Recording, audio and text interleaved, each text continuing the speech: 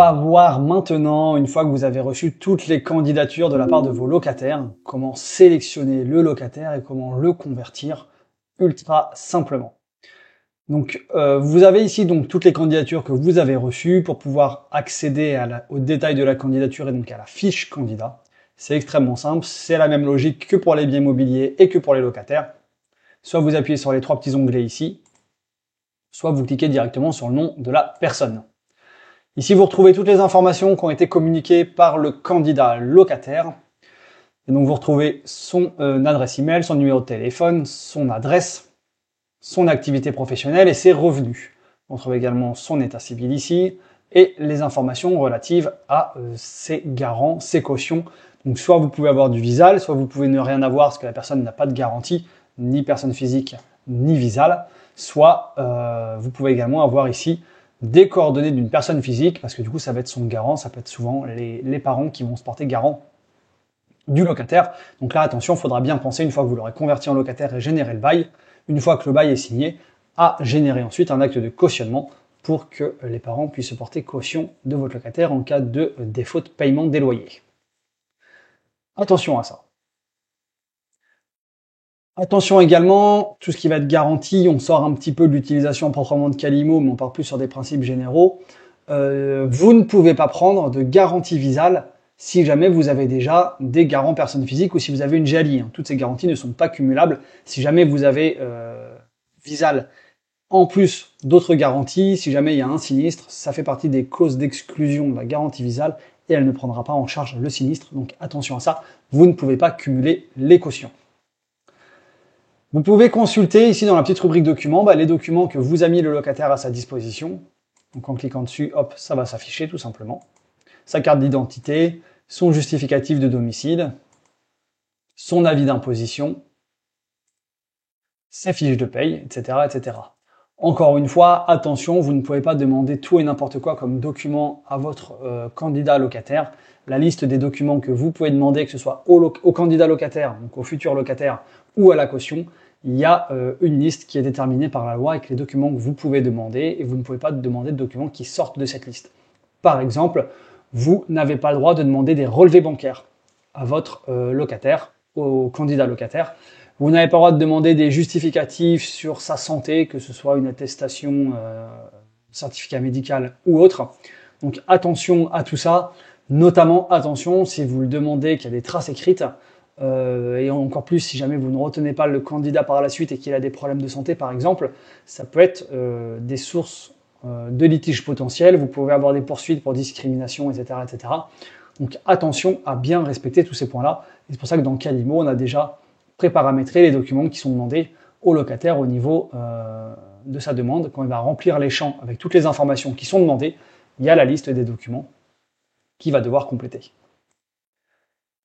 Si jamais il a oublié d'ajouter un garant, donc vous l'avez au téléphone, son profil est intéressant, vous allez le recontacter, lui dire bonjour monsieur Léo Duranty, je suis votre bailleur, je suis intéressé par votre profil, est-ce que la location vous convient toujours? Dans ce cas-là, il va vous dire oui ou non, j'ai trouvé autre chose. Si vous dit oui et qu'il n'avait pas de, par exemple, qu'il n'avait pas de garant, vous dites écoutez, votre profil il est intéressant, est-ce que vous avez des garants, etc., etc. Il vous dit oui, j'en ai, etc. Donc soit lui va devoir remettre à jour son profil candidat et vous déposer une nouvelle demande, soit vous, du coup, vous lui demandez de vous envoyer par email les infos sur ces garants et vous allez pouvoir ajouter un garant ici avec le formulaire qu'on a pu voir juste avant. Idem, s'il y a une coquille dans ce qui a été saisi par le locataire, vous pouvez le modifier avec le petit formulaire modifié ici. Ensuite, le choix il est un petit peu binaire. Quand vous avez une candidature, vous allez soit la refuser, soit l'accepter. Si vous refusez le dossier de candidature, vous cliquez sur refuser le dossier de candidature. Ou au contraire, si jamais vous souhaitez garder ce locataire, ce candidat et le convertir en locataire, vous allez voir, c'est extrêmement simple. Donc vous appelez la personne, elle vous dit oui, je suis toujours intéressé par votre logement. Très bien, vous allez pouvoir le convertir en locataire. Donc là, vous voyez, on retourne sur le formulaire qu'on avait dans l'ajout des locataires avec la création d'un bail automatique. Sauf que là, ça a sélectionné automatiquement le bien immobilier, chose qu'on pouvait déjà faire quand on faisait un ajout d'un locataire depuis un bien directement. Mais par contre, ça nous a déjà créé également notre profil locataire. On n'a pas besoin de refaire tout le formulaire qu'on avait ici, qu'on avait pu faire dans l'exemple sur la partie ajout d'un locataire. Donc là, tout est déjà pré-rempli, on n'a rien à toucher. On clique sur suivant. Là encore une fois, tout est pré-rempli avec le montant du loyer et des charges en fonction de ce qui avait été défini dans la partie bien immobilier. Et là, vous avez également la date de début de location qui est prédéfinie avec ce qu'avait rempli le locataire. Le locataire avait souhaité un début de location au 10 juillet 2024. Si jamais vous, ça ne vous plaît pas, que vous souhaitez qu'il rentre plus tôt ou plus tard, vous pouvez le modifier. Alors bien évidemment, ne faites pas ça unilatéralement. Informez déjà le locataire, parce qu'on est sur un consensus, on est sur un contrat de location. Il faut que ce soit accepté par les deux parties. Ça va vous éviter de générer un contrat de location, de l'envoyer pour signature électronique. Il va vous appeler, va vous dire oui, mais moi j'avais demandé le 10, vous avez mis le 5, mais moi ça m'arrange pas parce que je quitte mon logement le 7, etc. Vous allez devoir faire des allers-retours multiples. Fixez bien les choses avec votre locataire avant. Une fois que tout est complété, donc là, si pour vous la date de début de location qui a été demandée par le locataire, ça vous va, encore une fois, on n'a rien à toucher. Vous allez pouvoir prévisualiser votre bail, donc qui va être généré avec toutes les informations, et hop, rien à faire. Les documents qui vont être joints également si vous les avez mis à disposition dans la partie bien immobilier, et après la partie envoi. Donc là, vous allez pouvoir l'envoyer par signature électronique, l'envoyer par mail ou générer le document. On valide.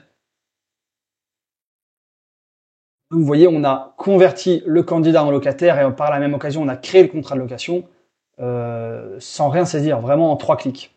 Et là, hop, notre locataire, enfin notre candidat qui était candidat, il a disparu de la liste des candidats. Et donc là, la deuxième personne qu'on avait qui avait candidaté, on va pouvoir refuser sa candidature. Malheureusement, le poste a été pourvu, si je puis dire. Donc là, on n'a plus de candidats. On va les retrouver dans les candidats archivés, les personnes que vous avez refusées. Ce qui fait que pour une raison X ou Y, le candidat qui a été sélectionné, il vous rappelle, il vous dit bah non, finalement je peux plus, même si j'ai signé le contrat, etc., etc. C'est pas grave. Vous avez toujours la trace des autres candidats. Vous pouvez les recontacter pour leur proposer le bien s'ils sont toujours intéressés. Et là, du coup, dans nos locataires, Léo Duranty, il est passé du statut de candidat à locataire. Et du coup, ça a créé automatiquement toute sa fiche locataire. Tous les documents qu'il avait joints en tant que candidat, vous voyez, ça les a mis dans des cases. Ça a également effectué donc l'appel du dépôt de garantie. Ça vous a également calculé l'appel du loyer du mois de juillet et l'appel du loyer et l'appel des charges du mois de juillet. Et tout ça, ça vous a calculé les prorata parce que du coup, on a mis une arrivée au 10 juillet, donc on ne sera pas sur un mois de loyer entier. C'est venu calculer les prorata. Et après, du coup, vous retombez sur le menu classique du locataire.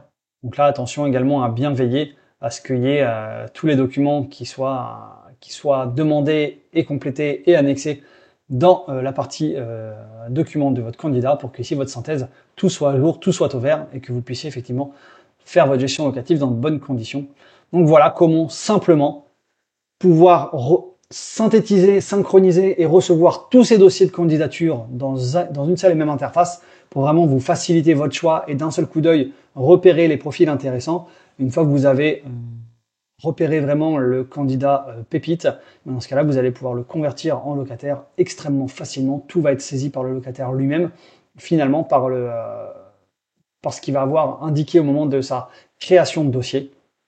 Et le fait également de devoir passer par une application pour postuler, moi ce que j'aime bien dans cette approche, c'est que ça va apporter de la rigueur également au niveau du locataire. Parce que vous avez des locataires qui vont pas vouloir prendre la peine de se connecter sur Calimo et de vous mettre les documents à disposition.